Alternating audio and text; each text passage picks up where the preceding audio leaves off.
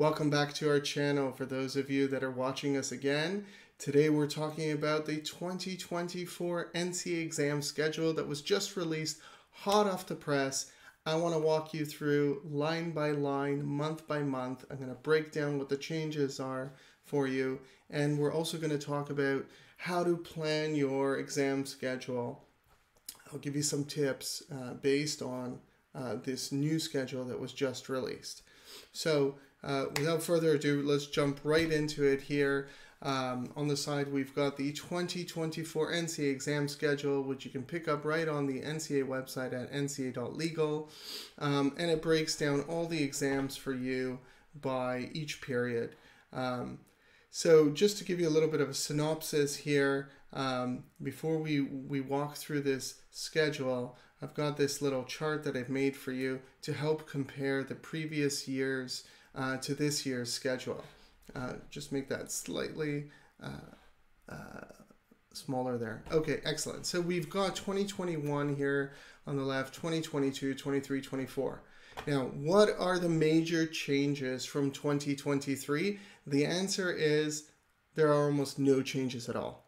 Okay, but because we didn't do a video for the 2023 schedule, it'll be good to talk about what's going on and what's changed. So 2023 and 2024 are almost identical. There is a slight change for the trusts exam. If you look here at the bottom, trusts was offered in 2023 in the February sitting as well as the August sitting.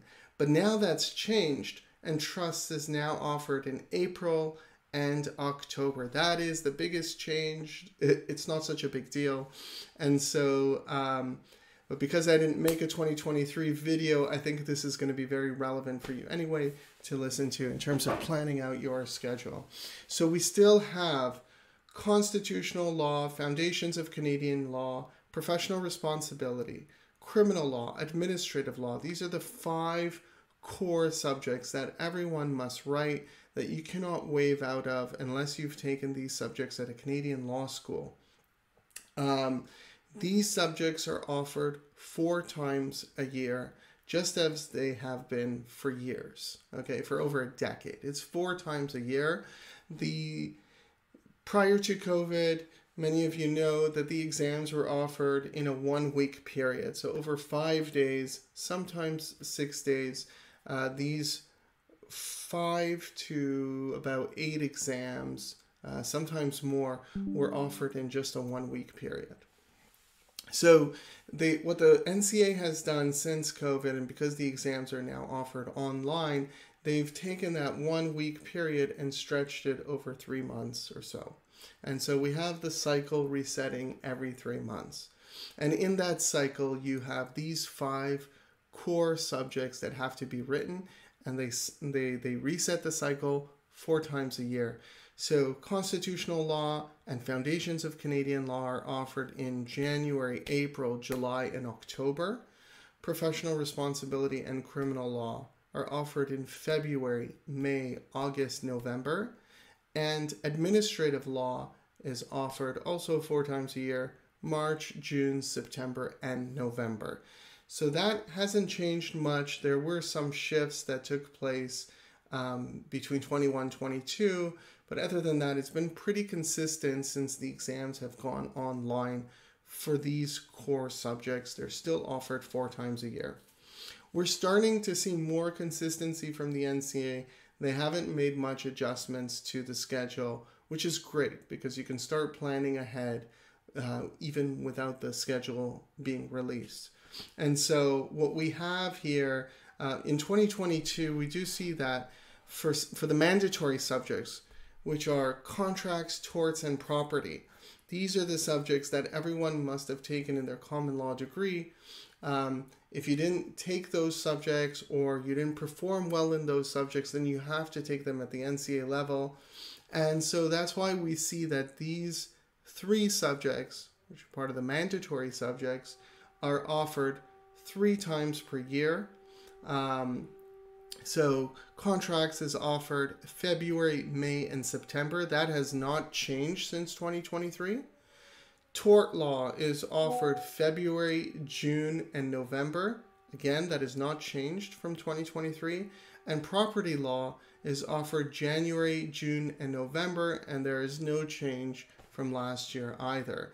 However, there were changes from 2022 where they made those mandatory subjects, they made them available 4 times a year.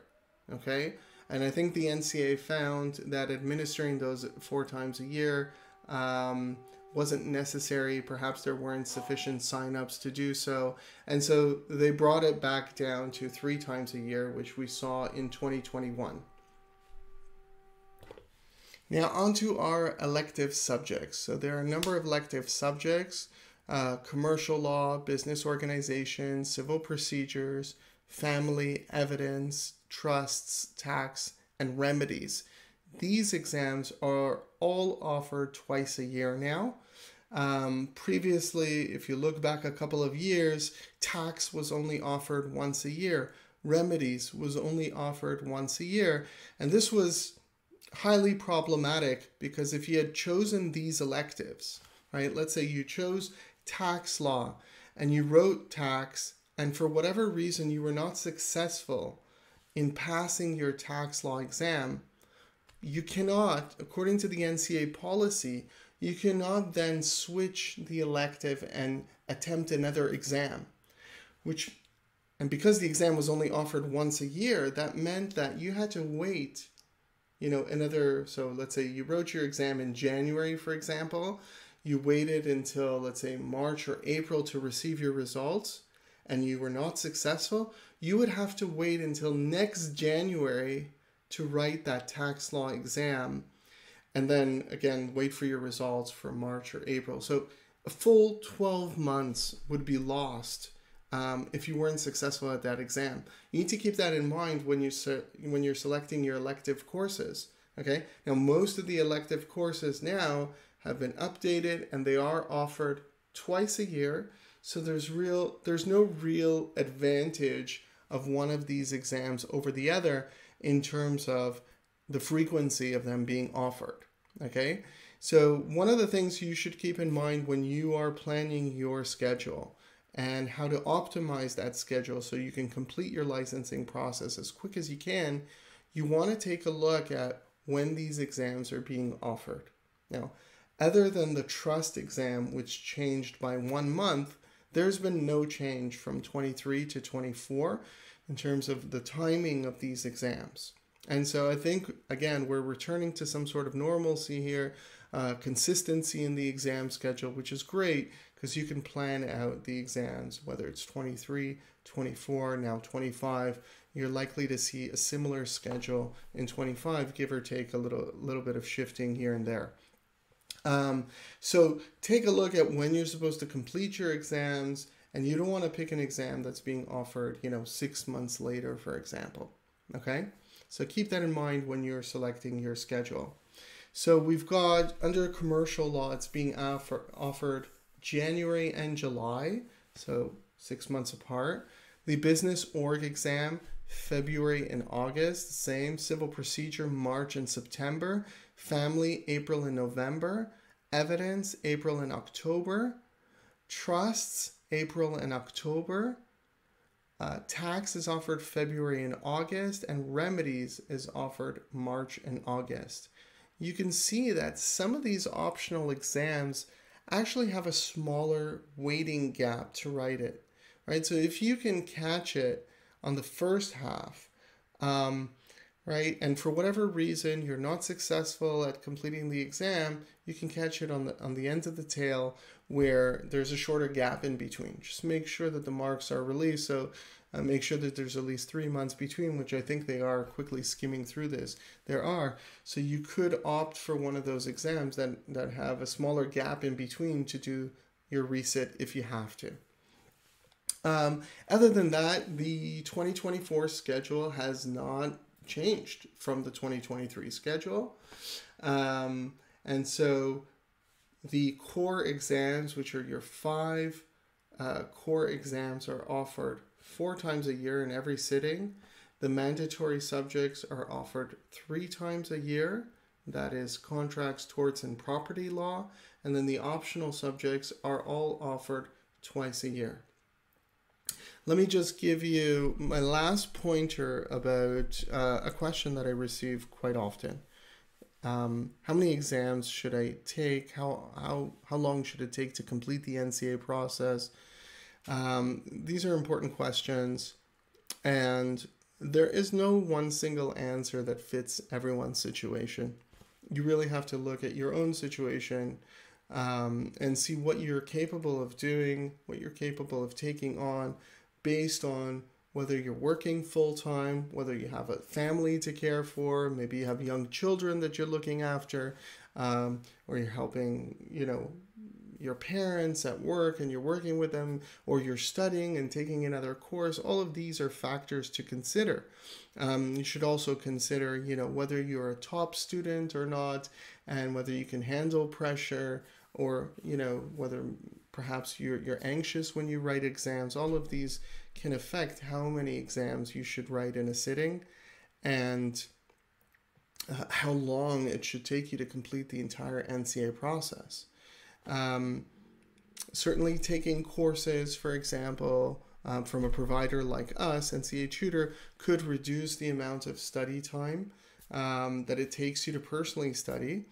And you should also consider that prior to COVID, when the exams were offered 4 times a year in a 1-week period, many students chose, not all students, but there were many students who chose to write between 5 to 8 exams in that 1 week.